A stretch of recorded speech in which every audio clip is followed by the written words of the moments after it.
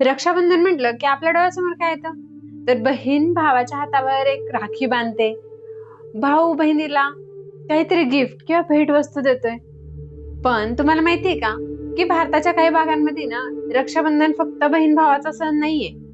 कुठे या दिवशी समुद्राची पूजा केली जाते, तर कुठे पवित्र धाग्याची वेगळी परंपरा आहे. मग भारतात रक्षाबंधन वेगवेगळ्या पद्धतीने कसं साजरं केलं जातं, चला जाणून घेऊया. महाराष्ट्र आणि गोव्याच्या अनेक किनारपट्टीच्या भागात श्रावण पौर्णिमेला नारळी पौर्णिमा साजरी केली जाते. विशेषतः मच्छीमार समाजासाठी या दिवसाला खूप महत्व आहे.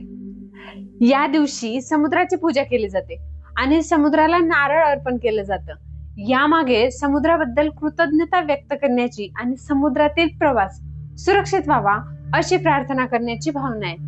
म्हणजे महाराष्ट्रात श्रावण पौर्णिमेचा हा एक दिवस फक्त राखी पुरता मर्यादित नाहीये. भारताच्या अनेक भागांमध्ये रक्षाबंधनाची रक्षासूत्र बांधण्याची परंपरा जोडलेली आहे. हे फक्त भाऊ बहिणीच्या नात्यापुरता मर्यादित नाहीये. पवित्र धागा बांधण्यामागे रक्षण, शुभेच्छा आणि मंगल कामना अशी भावना आहे. म्हणून रक्षाबंधनाचा अर्थ फक्त भाऊ बहिणीचे रक्षण करेल इतकाच नाही, तर एकमेकांच्या सुखासाठी आणि सुरक्षिततेसाठी शुभेच्छा देण्याची ही परंपरा आहे. राजस्थानमध्येही रक्षाबंधन मोठ्या उत्साहात साजरं केलं जातं. पण काही ठिकाणी राखीचा अर्थ फक्त सख्या बहीण भाऊच्या नात्यापुरता मर्यादित नाहीये. राखी ही विश्वास आणि आपुलकीचं नातं जोडण्याचं प्रतीक देखील मानलं जातं. म्हणजे रक्ताचं नातं नसतानाही राखीच्या माध्यमातून एक खास नातं निर्माण होऊ शकतं. हिमालयाच्या परिसरात श्रावण पौर्णिमेच्या संबंधित अनेक स्थानिक परंपरा आहेत. काही ठिकाणी या दिवशी धार्मिक पूजा, विधी आणि पवित्र धाग्याशी संबंधित प्रथा पाळल्या जातात. म्हणूनच भारतात रक्षाबंधनाचा एकच ठराविक प्रकार नाहीये. प्रदेश बदलला की परंपरा बदलते, पण भावना मात्र तीच राहते. आणि हीच तर भारताची सर्वात सुंदर गोष्ट आहे. सण एकच, पण त्याला साजरा करण्याचे रंग अनेक.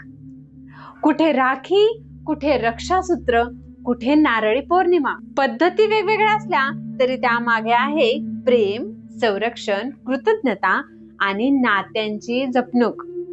म्हणूनच पुढच्या वेळी रक्षाबंधन साजरा करताना फक्त आपल्या हातावर बांधलेल्या राखीकडे पाहू नका, तर भारताच्या वेगवेगळ्या भागांमध्ये याच दिवशी जपल्या जाणाऱ्या अनेक सुंदर परंपरांचाही विचार करा. कारण भारतामध्ये सण एक असतो, पण त्याच्या कथा आणि परंपरा अनेक असतात. तुमच्या राज्यात रक्षाबंधन कसं साजरं केलं जातं, कमेंटमध्ये नक्की सांगा. अशाच भारताच्या अनोख्या परंपरा आणि इतिहास जाणून घेण्यासाठी आमच्या सोबत राहा. चॅनेलला सबस्क्राईब नक्की करा आणि भारतातल्या परंपरा जपत राहा. रक्षाबंधन, नारळी पौर्णिमेच्या तुम्हाला खूप खूप शुभेच्छा.